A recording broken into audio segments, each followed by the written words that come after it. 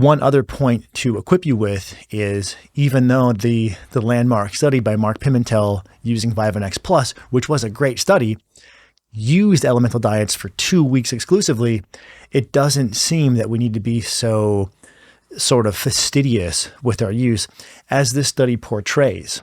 Remember, these individuals replaced half their calories in a day for a year with elemental diets. So they may wake up in the morning, be sipping on a shake for breakfast, make one more shake, be sipping on that throughout the lunch hour, and then they have a snack late afternoon and a dinner.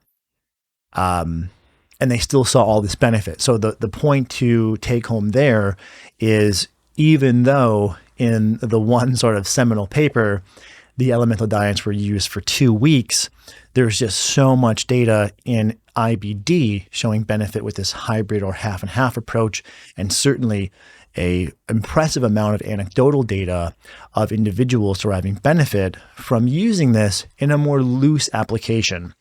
What we will do in the office oftentimes is recommend a 1 to 4 day exclusive or semi-exclusive reset. So to calm things down, aim to use the elemental diet exclusively or as close as you comfortably can. It's sort of relaxed.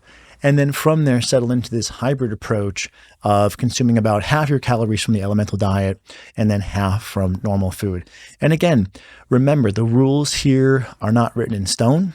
If that's working well for you and you go away for a weekend and you don't want to have to worry about it, fine, not a problem. If you haven't used it for 3 weeks and then let's say you go to a wedding and there's a bunch of celebration and food and alcohol, and you come back and your gut's feeling a little bit banged up, could you do this for a 2-day reset and then do the hybrid approach for 1 or 2 weeks until you feel like your gut health has gotten back on better footing? Absolutely. There's a lot of freedom with the application.